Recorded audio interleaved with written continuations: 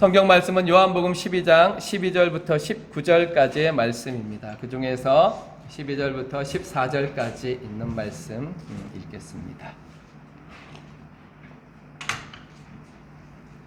함께 12절부터 14절까지 읽겠습니다. 그 이튿날에는 명절에 온 큰 무리가 예수께서 예루살렘으로 오신다는 것을 듣고 종려나무 가지를 가지고 맞으러 나가 외치되 호산나 찬송하리로다. 주의 이름으로 오시는 이 곧 이스라엘의 왕이시여 하더라. 예수는 한 어린 나귀를 보고 타시니. 아멘. 오늘 말씀의 제목은 주님 가신 길입니다. 주님 가신 길.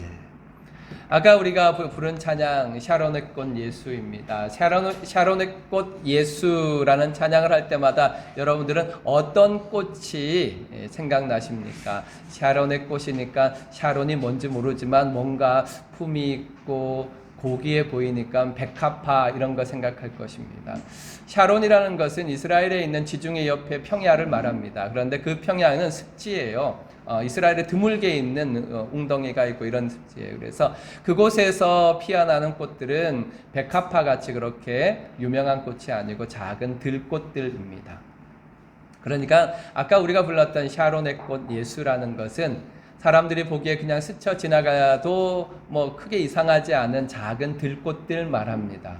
우리 여기 계공원에 가도 거기에 보면 노란 들꽃이 예쁘게 피어 있습니다. 지나가시다가 한번 살펴보세요. 얼마나 예쁜지 모릅니다. 한 요만해요. 동전보다 작아요. 그런데 노란 꽃이 이렇게 피어 있습니다. 그런 꽃, 스치고 지나갈 수밖에 없는 그런 꽃, 그런 들꽃이 바로 예수님의 삶이었습니다. 그러니까 예수님의 삶을 따라가겠다 생각을 하고 예수님을 흠모하는 사람들에게 정말로 고귀하고 아름답고 세상에서 성공한 듯한 그런 삶이 예수를 따라가는 삶이 아니라 사실은 들꽃처럼 낮은 곳에서 그 자리에서 자신의 삶을 통하여서 분명한 빛을 드러내는 그런 삶이 예수님을 따라가는 삶입니다. 그러면 우리는 그런 예수님의 삶을 따라갈 수 있습니까? 생각이 다른 두 사람이 한 자리에 함께 할 수 있습니다. 그런 거 뭐 정치권뿐만 아니라 많은 곳에서 우리가 보지 않습니까? 생각이 달라도 한 테이블에 앉을 수 있습니다. 그러나 생각이 같아지지 않는 한 길을 함께 갈 수는 없습니다. 끝까지 영원히 그 길을 함께 갈 수는 없습니다. 오늘 우리가 함께 나누고 싶은 것은 바로 이것입니다. 우리는 예수 그리스도를 따라가고 있는가입니다. 우리는 교회입니다. 우리는 성도입니다. 다른 말로 하면 그리스도인입니다. 그렇다면 우리는 그리스도인으로서 예수를 따라가고 있는가, 예수 그리스도를 따라가고 있는가 함께 나누길 원합니다. 좀 더 정확하게 말한다면 우리는 예수 그리스도를 따라가고 있는가, 예수 그리스도의 마음으로입니다. 예수 그리스도의 마음으로. 우리가 오늘 함께 모여서 예배를 드릴 때에 예수 그리스도의 마음으로 예배를 드리고 있습니까? 오늘 아마 저 부엌에서 열심히 봉사하시고 또 여러 가지 다양한 부분에서 봉사하시면서 찬양도 하시고 청소도 하시고 다양한 일들을 하셨을 것입니다. 그것이 예수를 따라가는 길이지요. 하지만 더 중요한 것은 예수의 마음으로, 예수 그리스도의 마음으로 이 예수 그리스도를 따라가고 있는가 한번 생각해 보시길 바랍니다. 같은 마음으로 예수의 마음으로 따라가지 않는다면 우리는 결국 그 끝자리에서, 그 영원의 자리에서 예수 그리스도와 함께 그 자리에 설 수 없을 수도 있습니다. 그래서 오늘 종려주일의 이 아름답고 영광스러워 보이는 배경을 통하여서 우리가 찾아낼 수 있는 것은 그 속에 생각했던 것보다는 훨씬 더 낮은 수준의 신앙의 모습이 담겨 있다는 것입니다. 먼저 생각할 것은 첫 번째 종려주일에 있는 두 마음입니다. 우리 아까 읽었던 12절부터 14절을 보시면 이런 말씀이 있습니다. 이튿날이니까 어떤 이튿날이냐 하면 그 이튿날이에요. 그러니까 그 사건이 있었던 이튿날입니다. 그 사건은 무엇이냐 하면 요한복음 11장에 있는 나사로가 죽었던 자리에서 다시 살아난 날, 그리고 그로 말미암아 이 베다니에서 예수 그리스도를 위한 잔치가 벌어지고 난 그 다음 날입니다. 그 다음날 예수님께서는 명절을 맞이했습니다. 명절은 유대인의 명절이죠. 바로 유월절입니다. 구원의 날 유월절. 이 유월절에 예수님께서는 예루살렘으로 올라가십니다. 마지막 유월절이고 예수님이 십자가에 못 박히시기 전 딱 일주일 전입니다. 그렇게 예수님께서 예루살렘으로 올라가실 때에 예루살렘에 있던 많은 사람들이 나옵니다. 그리고 환영합니다. 이때 예루살렘에 있었던 사람들은 대단히 많았습니다. 왜냐하면 유대인의 명절 중에 명절이었던 유월절이었기 때문입니다. 그 당시 1세기의 유대 역사학자였던 요세푸스에 의하면 이 당시 유월절에 몇 명이나 모였을까 대략 해보면 200만 명 정도 모였다고 합니다. 그러니까 어느 정도냐 하면 우리가 응웬회 거리에 구정이 되면 지금은 이제 코로나 때문에 그렇지 않지만 사람이 꽉 차지 않습니까? 그 응웬회 길뿐만 아니라 레러의 길까지 다 이렇게 꽉 차지 않습니까? 그래서 사람한테 밀려서 막 갈 정도로 그렇게 되지 않습니다. 그 정도로 사람이 많았다는 것입니다. 그런데 그 사람들이 예수님을 환영합니다. 뭐라고 환영하느냐면 첫 번째는 종려나무 가지를 가지고 옵니다. 그래서 오늘 이제 종려주일, 지금은 없군요. 종려주일에 종려가지가 유명해진 이유입니다. 그래서 종려주일에 기념하는 것은 이 종려가지를 흔들며 환영했던 예루살렘의 입성, 예수님의 입성을 기념하는 것이죠. 이렇게 종려나무를 가지고 나와서 맞으러 나왔고 또 노래를 불렀습니다. 뭐라고 불렀느냐 하면 호산나 이렇게 불렀습니다. 교회 좀 다니신 분들은 다 몇 번씩 들어봤고 또 젊은 시절에 찬양 좀 해봤던 분들은 호산나 호산나 하면서 찬양했던 것을 기억할 것입니다. 이 호산나라는 것은 어떤 의미가 있느냐 하면 지금 구원하소서 그런 의미를 가지고 있습니다. 시편 118편 25절에 보면 이렇게 말씀하십니다. 여호와여 이제 구원하소서. 여호와여 우리를 구하옵소서. 간절히 구합니다. 우리를 형통하게 하옵소서. 이렇게 시편 118편 25절에 기록되어 있습니다. 이 내용을 유대인들은 다 알고 있습니다. 여기에 지금 우리를 구원하옵소서라는 말이 바로 호시에나입니다. 거기에서 나온 것이 호산나.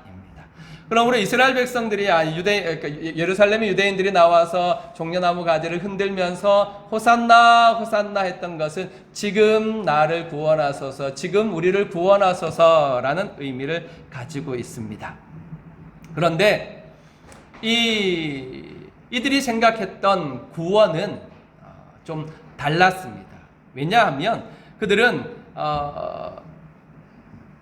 호산나 찬송하지만 이스라엘의 왕을 구하는 그들의 속마음은 다른 것이었습니다. 왜냐하면 오늘 읽었던 말씀 그 뒤에 이런 말씀이 있습니다. 제가 읽어드릴게요. 잘 들어보세요. 나사로를 무덤으로 불러내어 죽은 자 가운데서 살리실 때에 함께 있던 무리가 증언한지라 이에 무리가 예수를 맞으면 이 표적 행하심을 들었음이러라. 이렇게 기록되어 있습니다. 그러니까 6월절에 예루살렘에 있던 사람들이 예수님을 맞으러 이렇게 열광적인 분위기에 호산나 하면서 나왔던 이유는 무엇이냐 하면 그 바로 전, 그 이튿날이라고 했어요. 그 바로 전날 나사로를 예수님이 살리셨다는 소식을 들었기 때문입니다.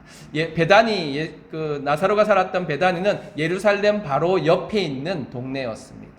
그 소식을 들은 유대인들은 우리가 기다리던 메시아가 정말 이 사람이구나. 이 사람이 전에 하는 이야기도 우리가 많이 들었다. 나사렛 사람인데 오병이어의 기적을 일으켰고 나사렛 사람인데 귀신들을 쫓아내고 병자들을 치료한 소식들을 최근에 2-3년 어간에 우리가 많이 들었다. 그런데 바로 그저께, 바로 어제 나사로를 살렸다. 이 베다니에서 죽은 나사로를 살렸다 하는 소식을 듣고 그들은 열광적인 분위기 속에서 우리가 기다리던 메시아가 왔구나 하고 환영하며 나왔던 것입니다.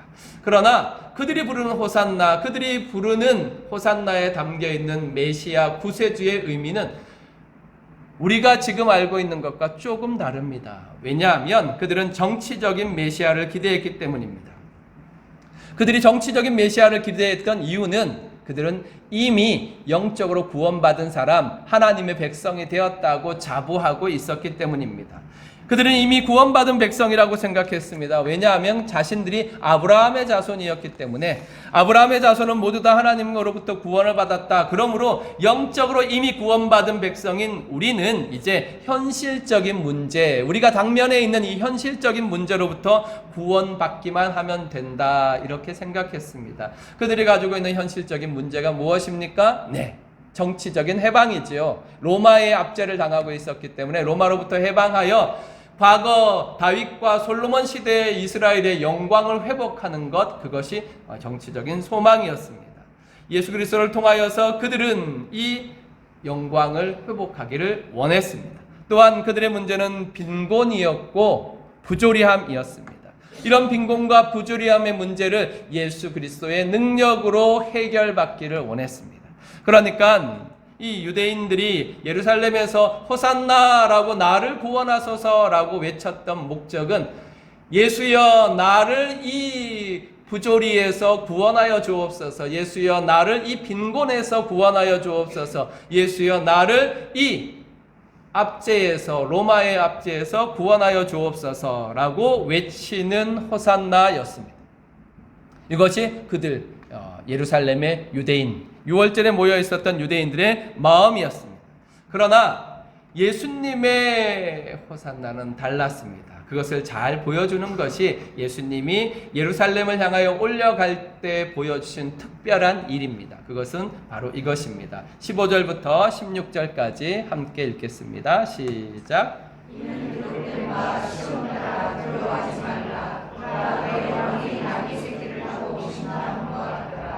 제자들은 처음에 이 일을 깨닫지 못하였다가 예수께서 영광을 얻으신 후에야 이것이 예수께 대하여 기록된 것임과 사람들이 예수께 이같이 한 것임을 생각났더라. 아멘. 거기에 보면 너희 왕이 나귀 새끼를 타고 오신다 그랬습니다. 예수님께서는 예루살렘에 올라가실 때 나귀 새끼를 타고 올라갔습니다. 그것으로 주님이 가시는 길의 의미, 주님이 담고 있는 마음이 어떤 것인지를 표현해 주신 것입니다.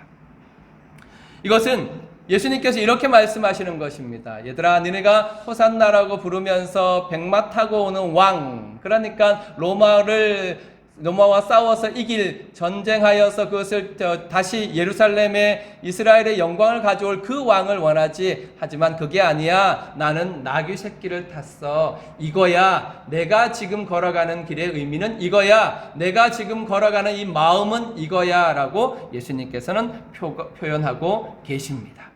그것은 무엇입니까? 예수님께서 나귀 새끼를 통하여서, 나귀 새끼를 타고 가심을 통하여서 말씀하고 싶어 하시는 것이 무엇입니까? 첫 번째는 나는 하나님께 순종한다입니다.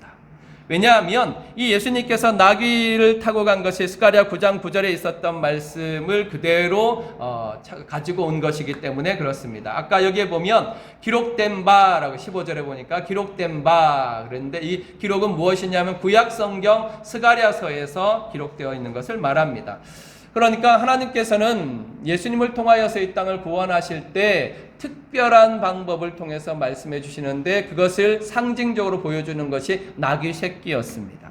나귀 새끼를 탐으로 말미암아 예수님께서는 내가 이 예루살렘에 올라가며 십자가의 길을 걸어가는 것은 내가 원하는 길, 내가 계획한 길 아니라 하나님께서 계획하신 길, 하나님께서 원하시는 길을 가고 있다는 사실을 말씀해 주셨습니다. 그렇게 예수님께서는 항상 하나님의 말씀에 순종하는 삶을 보여주셨습니다.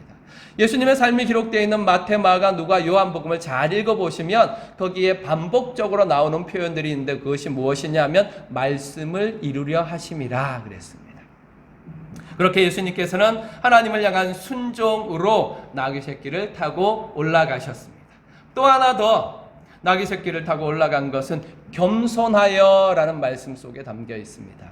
예수님께서 예루살렘에 올라가시는 것은 승리의 왕으로 올라가시는 것이 아니라 겸손하게 섬기러 올라갑니다. 우리의 예배에 정말로 놓치지 말아야 될 것이 하나 있습니다. 그것은 무엇이냐 하면 예수님이 나귀 새끼를 타고 올라간 모습입니다. 그것을 또 다른 모양으로 표현할 때 세상 죄를 지고 가는 하나님의 어린 양이라고 성경은 표현하고 있습니다. 천국에 가서 우리가 예배를 드립니다. 천국에서 천상교회에서 우리 성도들이 다 함께 모여서 예배를 드릴 때에 그 예배의 중심에 예수 그리스도가 계십니다. 그런데 요한계시록에서는 이 천국의 예배의 중심에 있는 예수 그리스도를 무엇으로 표현하느냐 하면 어린 양으로 표현합니다. 어린 양. 그래서 보좌 앞에 앉으신 어린 양, 보좌 앞에 계신 이와 어린 양께, 이런 표현들이 요한계시록에 계속해서 반복해서 나옵니다. 그러니까 천국 예배의 중심은 무엇이냐면 구원하신 예수 그리스도이신데, 그 예수 그리스도는 어떻게 우리를 구원하셨느냐? 희생을 당하신, 피 흘리신 어린 양으로서 우리를 구원하신 것입니다. 세상 죄를 지고 가는 십자가의 길은 영광의 길이 아닙니다. 세상 죄를 지고 가는 십자가의 길은 희생의 길이며 대속의 길이며 섬김의 길입니다. 자기 백성을 구원하기 위해서 희생의 길을 걸어가셨습니다. 주님의 길은 자기 희생을 통하여 자기 백성을 살리는 길입니다. 나를 높이고 나를 살리는 길이 아니라 유대인들이 외쳤던 것처럼 이제 우리를 일으켜 주옵소서, 우리를 높여 주옵소서, 우리의 왕이 되어 주옵소서, 그렇게 주장했던 것이 아니라 예수님께서는 나를 낮추고 너를 살리는 길을 걸어가셨습니다. 그것을 그림처럼 보여주시는 것이 바로 나귀 새끼를 타고 올라가시는 길입니다. 우리는 지금 호산나를 부르고 있습니다. 그렇습니다. 우리는 오늘 이 자리에 예배를 드리면서 주를 찬양하며 노래하였고 또 기도하였습니다. 오늘 박권 사님 참 기도 감사합니다. 그렇게 기도했어요. 그런데 그렇게 찬양하고 기도할 때 우리는 무슨 마음으로 찬양하고 기도하고 있습니까? 우리가 부르는 호산나, 그 호산나는 누구를 위한 호산나입니까? 무엇을 위한 호산나입니까? 나를 위한 호산나입니까? 아니면 주님을 위한 호산나입니까? 이거 어린이 성경에 나오는 그림입니다. 우리 아이들이 대부분 이 태블릿 PC에 보면 어린이 바이블 이렇게 앱이 있는데 그 앱에 나오는 그림입니다. 다시 보여드리는 이유는 여러분 자녀들이 태블릿 PC를 딱 잡고 있을 때 그거 뺏으려고만 생각하지 마시고 어떻게 해서든지 좋은 쪽으로 사용할 수 있도록 지도해 주시는데, 그 중에 참 중요한 것이 이 바이블 앱입니다. 이 앱에 보면 이런 그림이 있어요. 종려주일에 이 그림이 있어요. 이 그림에 보면 잘 표현되어 있지요. 예수님이 예루살렘에 올라가실 때 종려가지를 흔들던 유대인의 모습들과 그 앞에 자신의 겉옷을 깔던 유대인의 모습들이 나와 있습니다. 이제 그럼 한번 질문해 보겠습니다. 우리의 호산나는 누구를 위한 호산나입니까? 예수님의 마음을 따라서 호산나를 외치고 있습니까? 아니면 나의 목적, 성공, 을 위해서 우리는 호산나를 외치고 있습니까? 우리가 주님의 마음으로 호산나를 부르고 있지 않다면 절대로 우리는 주님과 함께 갈 수 없습니다. 아까 말씀드렸던 것처럼 끝까지 영원히 주님과 함께 갈 수 없습니다. 이것을 잘 보여주는 것이 마태복음 25장에 있는데 우리 함께 보도록 하겠습니다. 마태복음 25장 31절부터 46절까지에 보면 마지막 때에 심판 자리가 나옵니다. 마지막 때 심판, 예수님이 심판주가 되셔서 오셔서 흰 보좌 위에서 하실 그 심판에 대한 내용들이 나옵니다. 함께 먼저 읽어보겠습니다. 31절부터 33절까지 읽겠습니다. 시작. 인자가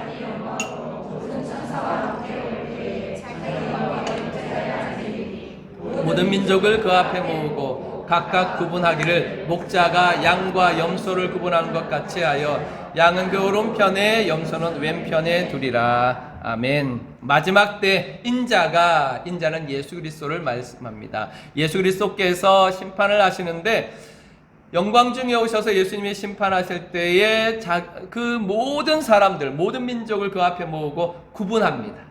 예수님의 눈으로, 예수님께서 그 전지하신 눈으로 하나님이신 예수님께서 사람들, 모든 민족, 모든 사람들을 다 구분해 놓습니다. 오른쪽에, 왼쪽에. 교회 오시면 항상 오른쪽에 앉으셔야 돼요.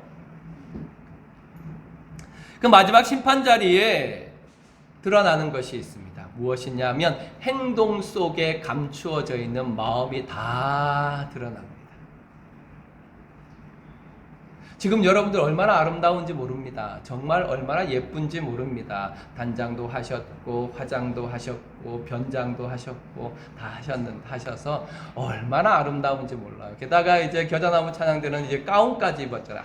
하얀 가운까지 입으셨잖아요. 아름답습니다. 저는 잘 모릅니다. 여러분의 속마음이 무엇을 가지고 이 자리에 앉아 있는지, 어떤 마음을 가지고 여기에 앉아 있는지 잘 모릅니다. 하지만 그날 그때 예수 그리스도 앞에서는 모든 행동 속에 담겨 있는 마음이 여실히 분명하게 드러납니다. 그때 예수님께서는 말씀하십니다. 34절에 말씀하시기를 그렇게 말씀합니다. 그때에 임금이 그 오른편에 있는 자들에게 이르시되 내 아버지께 복받은 자들이여 나와 창세로부터 너희를 위하여 예비된 나라를 상속받으라 그럽니다. 그러니까 오른편에 있는 사람들에게 예수님께서는 축복하며 말합니다. 내 아버지께 복을 받은 자들이여, 내 하나님의 복받은 자들이여, 하나님께서 창세로부터 예비하신, 세상을 창조할 때부터 예비하신 하나님의 축복을, 하나님의 나라를 받아라 하고 말씀하십니다. 이것은 유대인들이 자신들의 것이라고 착각했던 겁니다. 우리는 이미 천국에 들어갔어, 우리는 이미 하나님의 백성이야 하고 생각했던 바로 그겁니다. 그런데 하나님께서는 이렇게 구분하십니다. 예수님께서는 구분하셔서 오른편에는 있는 사람들에게 너희에게 하나님이 예비하신 복이야 라고 말씀하십니다. 그러면 왜 그 사람들은 그런 복을 받습니까? 그것은 35절에 이렇게 말씀하십니다. 35절, 36절 함께 읽겠습니다. 시작. 내가 줄일 때에 너희가 먹을 것을 주었고 목마를 때에 마시게 하였고 나그네 되었을 때에 영접하였고 헐벗었을 때에 옷을 입혔고 병들었을 때에 돌보았고 옥에 갇혔을 때에 와서 보았느니라. 아멘. 주님께서 그들을 오른편에 구별하셔서 하나님의 예비하신 축복을 주신 이유에 대해서 설명할 때 너희가 내가 줄일 때에 먹을 걸 줬다 그랬어요. 내가 목마를 때 마시게 했다 그랬어요. 나그네 되었을 때 영접했다 그랬어요. 헐벗을 때 옷을 입혔다 그랬어요. 병들었을 때 돌보았다 그랬어요. 옥에 갇혔을 때 와서 봤다 그랬어요. 만약에 예수님이 지금 먹을 것이 없어서 굶주리고 있다면 여기서 혹시 안 주실 분 있으십니까? 예수님이 지금 목마르다 그러면 뭘 안 주실 분 있습니까? 아, 예수님 뭘 원하십니까? 생수도 있고 게토레이도 있고 이런 거 말해서 어쨌든 다 있습니다. 뭐든지 원하시는 대로 드리겠습니다. 이렇게 하지 않겠습니까? 그런데 신기하게도 예수님께서는 그들이 그렇게 했기 때문이다 말했습니다. 그런데 37절부터 39절까지 보면 우리가 어느 때에 라고 말합니다. 누가? 오른편에 있는 사람들이 예수님 우리가 언제 주님한테 그렇게 했습니까? 저는 그런 거 한 기억이 없습니다. 그러자 예수님께서 40절에 말씀하기를 함께 읽겠습니다. 40절 시작. 너희에게로 노니 너희가 여기 내 형제 중에 지극히 작은 자 하나에게 한 것이 곧 내게 한 것이니라 하시고 아멘. 그러니까 예수님은 지금 말씀하십니다. 여기 내 형제 중에, 같은 그룹이에요. 여기 내 형제 중에 지극히 작은 자 하나에게 한 것이 곧 내게 한 것이라 그랬습니다. 그럼 이제 앞에 말씀으로 돌아가서 35절, 36절을 보시면서 자, 이제 우리 삶을 한번 평가해 보겠습니다. 어떻게 평가해 보겠습니까? 나눠주신 적 있습니까? 음식을 나눠주신 적. 배고픈 사람에게 음식을 나눠준. 누구든지 관계없어요. 그 배고픈 사람이. 다른 조건은 오직 한 가지예요. 그 사람이 아는 사람이냐, 모르는 사람이냐, 좋은 사람이냐, 나쁜 사람이냐, 그런 조건은 하나도 안 들어가고 오직 한 가지 조건은 배고픈 자입니다.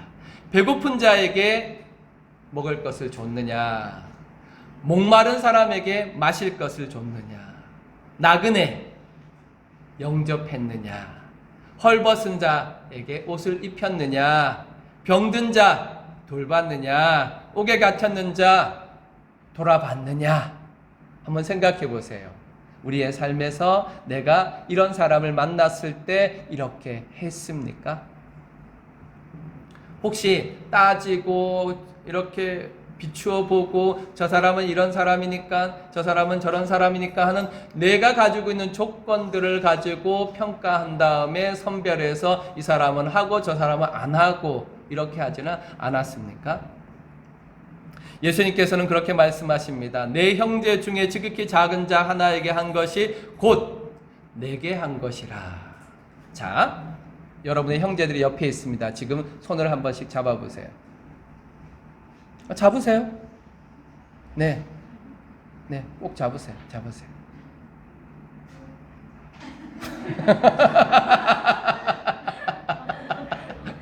그때 빨리 움직이셔야죠. 여기 이제 이름이도 있고 막 하시는데 빨리 가세요. 제가 이렇게 시간 줄게요. 빨리.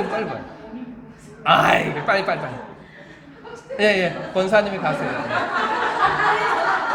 아, 장로님 뒤에 잡으세요. 뒤에 잡으세요. 예, 네, 잡으세요.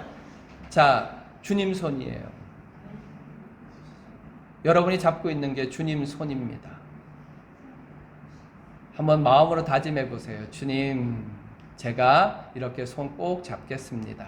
마음으로 다짐해 보세요. 마음으로 다짐해 보세요. 예수님이 멀리 계시지 않아요. 예수님이 우리 형제 중에 계세요. 그에게 그의 필요를 채우는 것이 주님께 하는 것입니다. 박 집사님 은혜롭다. 자, 그러니까 앞으로 윤희를 대할 때 주님을 대하듯이 하세요. 주님, 절대로 소리 지르면 안 돼요. 주님 대하듯이 하세요. 자, 네, 이제 손을 놓으십시오. 그래서 항상 우리 옆에 있는 그 사람을 주님 대하듯이 대하십시오. 주님을 대하는 마음으로, 예수님 대하는 마음으로 대하시길 바랍니다. 예수님께서도 그렇게 하셨기 때문에 우리도 그렇게 해야 합니다.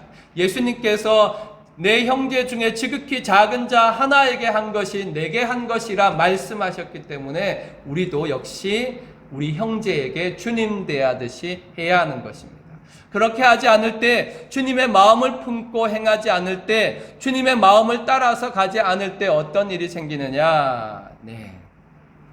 42절부터 43절에 보면 반대의 경우가 생깁니다. 그 반대의 경우는 무엇이냐 하면 왼편에 있는 자들에게 예수님이 말씀하십니다. 42절, 43절 읽겠습니다. 시작. 내가 쉴 때 너희가 먹을 것을 주지 않으려고 목마를 때 다시 하지 않으려고 나가게 되었을 때 거듭하지 않으려고 헐벗을 때 입히지 않으려고 병들었을 쓸 때와 옥에 갇혔을 때 돌보지 아니하였느니라 하시니 아멘. 그렇습니다. 예수님께 너희 이거 하지 않았어 그랬습니다.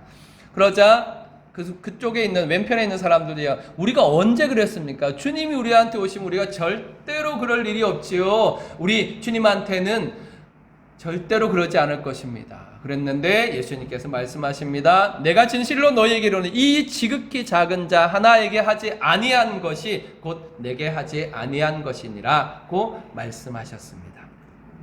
주님의 심판은 아주 단호하고 무서웠습니다.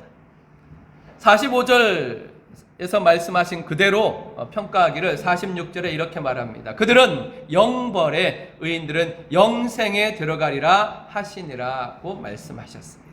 마지막에 두 마음의 결과는 천지차이입니다. 진짜 말 그대로 천지차이입니다. 예수님의 마음으로 예수님을 섬기며 살아갔던 사람들은 천국, 예수님의 마음이 아니라 자기 마음으로 살아갔던 사람은 지옥, 이렇게 두 마음의 차이는 천지 차이입니다. 사랑하는 성도 여러분, 우리는 어떻게 해야 하겠습니까? 우리는 이 땅에서 어떻게 살아가야 하겠습니까? 오늘 종료주일을 맞이하여서 여러분과 함께 나누고 싶은 말씀이 이것이라고 말씀을 드렸습니다. 우리는 예수 그리스도의 마음으로 예수 그리스도를 따라가고 있습니까? 우리는 예수 그리스도의 마음으로 오늘 이 자리에 모여 있습니까? 우리는 예수 그리스도의 마음으로 봉사하고 있습니까? 예수 그리스도의 마음으로 내 곁에 있는 지극히 작은 자에게 행하고 있습니까? 나귀 새끼를 타신 왕 예수 그리스도를 따라가고 있습니까? 예수님이 나귀 새끼를 타고 예루살렘에 가신 것은 십자가의 길을 걸어가기 위해서입니다. 하나님을 향한 순종의 길, 예수님 때문에 우리는 내 뜻 아니라 하나님의 뜻을 따라가는 순종의 길을 걸어가야 될 것입니다. 내가 생각할 것은 할 때는 이것이지만 하나님의 말씀이 이것이라고 말한다면, 저것이라고 말한다면 우리는 그 일을 해야 합니다. 마치 광야에서 이스라엘 백성들이 하나님의 임재의 상징이었던 구름기둥과 불기둥이 출발을 하면 따라서 출발하였고, 구름기둥과 불기둥이 멈추면 그 자리에서 멈췄던 것처럼 우리의 삶의 마음은 하나님의 말씀에 순종한다에 맞추어져 있어야 합니다. 내 생각에는 이래야 될 것 같아요. 내 환경에는, 내 조건에는 이렇게 해야 될 거가 아니라 하나님이 말씀하시면 그대로 순종하겠습니다. 이것이 주님이 우리에게 보여주시는 마음입니다. 또한 세상을 향한 희생의 길이었습니다. 예수님 때문에 나를 희생하고 남을 살리는 길 살아가야 합니다. 그러니까 우리 마음에 어떤 마음이 있어야 되냐면, 나는 조연이 돼야 돼 하는 마음이 있어야 합니다. 누구나 주연이 되고 싶지요. 하지만 우리 마음에는, 주님을 따라가는 우리의 마음은 나는 조연이 돼야 돼 하는 마음이 있어야 합니다. 어떻게 하면 이 사람을 살릴까? 어떻게 하면 이 사람을 높일까? 목사님들하고 테니스 치다가 그런 이야기가 나옵니다. 저거 진짜 굿샷이야? 그럽니다.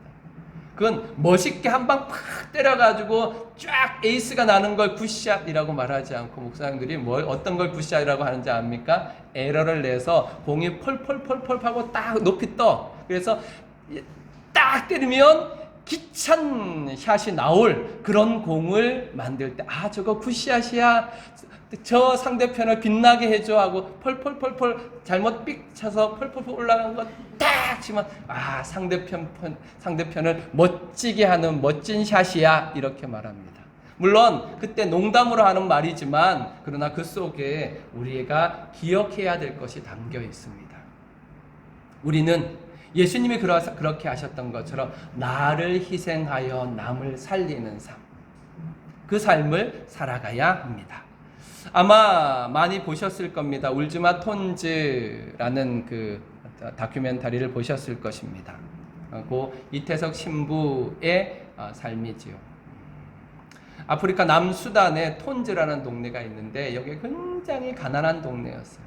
거기에 이제 의사 출신이었던 이태석 신부가 가서 그 속에서 예수 그리스도를 따라가는 삶을 살아갑니다. 그게 이제 첫 번째 나왔던 울지마 톤즈라는 그 다큐멘터리였고, 이제 48세로 대장암으로 돌아가셨어요. 돌아가시고 난 다음에 이제 10년이 흘렀습니다. 10년이 흐르고 두 번째 다큐멘터리가 만들어졌는데, 그 제목이 부활입니다. 부활. 구소한 감독은 다시 10년이 지나서 톤즈에 다시 가고 싶었어요.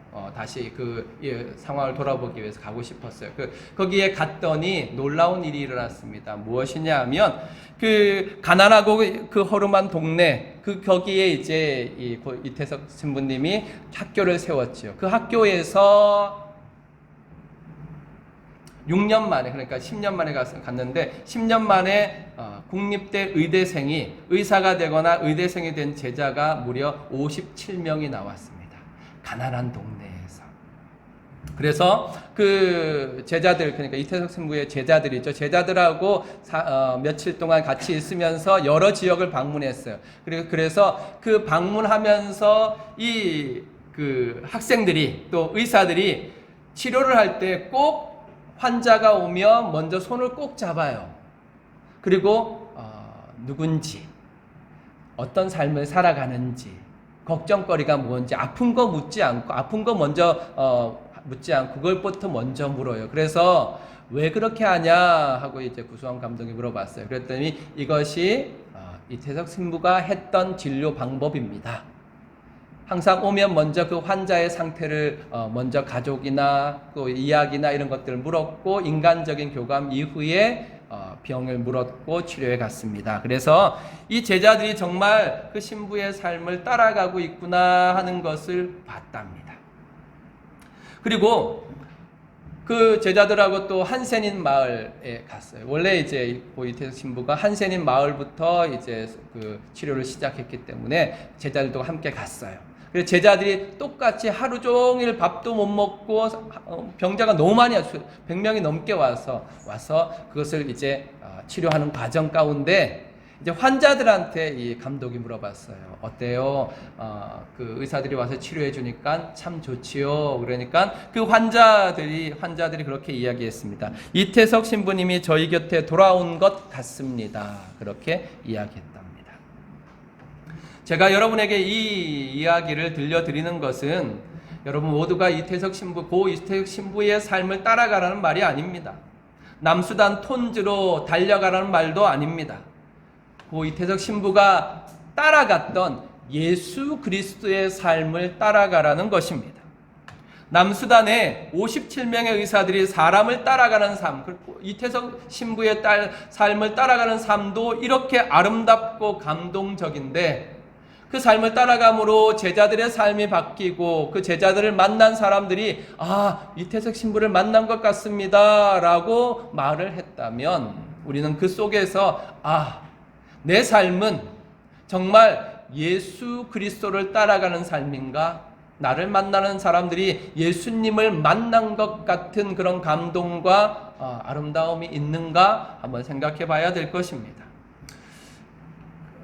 천주교에서 이제 이 감독이 한 일들 때문에 가톨릭이 많은 그 홍보 효과를 얻고 또 칭송을 받게 됐잖아요. 그래서 이제 이 구수한 감독에게 어떤 감사패를 전달하려고 불렀어요. 그때 이제 구수한 감독이 뭐라고 얘기했느냐면 나는 톤즈에 가서 예수 그리스도를 봤다. 예수를 봤다. 그래서 왜 예수를 봤다고 이야기하느냐 하면 톤즈에 있는 성당은 화려한 성당도 아니고 정말로 아프리카에 있는 똑같은 그런 성당인데 내전 때문에 포를 맞아서 구멍이 다 뚫려 있어요. 그런데 거기에 찾아오는 사람들, 그 문을 들어온 사람들의 얼굴에 웃음이 가득했다. 이것이 예수 그리스도의 힘이 아니냐. 나는 불교 신자이지만 그곳에서 예수를 봤다. 이렇게 고백했습니다. 여러분에게 오늘 이제 제가 가톨릭 이야기도 하고 불교 이야기도 하고 하지만 그것을 여러분에게 말하고 싶은 것은 아닙니다. 중요한 것은 우리는 예수 그리스도를 따라가고 있느냐입니다. 우리의 삶을 통하여서 우리를 만난 사람들이 예수 그리스도의 마음을 느낄 수 있느냐입니다. 예수 그리스도로 함께 모인 우리 교회에 들어오는 사람이 이곳에서 주님의 평화, 주님의 사랑, 주님의 은혜를 느끼고 있느냐입니다.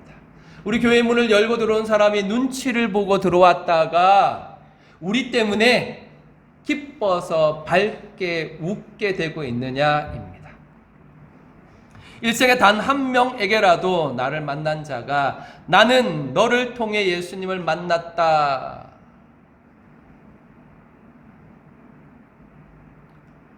단 한 사람이라도 나는 너 때문에 예수를 만났다. 단 한 사람이라도 나는 너를 통해서 예수 그리스도를 보았다. 그런 말을 들어야 하지 않겠습니까? 예수 감동을 주는 사람, 예수 감동을 주는 교회, 그것이 예수님을 따라가는 교회요, 예수 그리스도를 따라가는 사람일 것입니다. 우리 교회를 찾아온 그 사람에게 세상이 줄 수 없는 하늘의 기쁨을 맛보게 합시다. 그가 교회 안과 교회 밖이 전혀 다르도록 교회 안에 들어와서 밝게 웃을 수 있도록 도와줍시다. 어떻게 하면 그렇게 할 수 있습니까? 나귀 새끼를 타고 예루살렘에 올라가신 예수의 마음으로 우리가 살아갈 때 그런 일이 일어날 것입니다. 그 예수님의 사랑으로 자신을 희생함으로 자기 백성을 살리시는 예수의 삶을 살아갈 때 우리를 만나는 사람들이 우리 주 예수 그리스도를 만나게 될 것입니다. 이것이 오늘 우리가 부를 호산나이며 이것이 오늘 우리가 따라갈 주님의 길입니다. 저와 여러분이 참으로 겸손하게 한 주간 동안 이 주님의 길을 따라가시기를 주님의 이름으로 축원합니다. 아멘.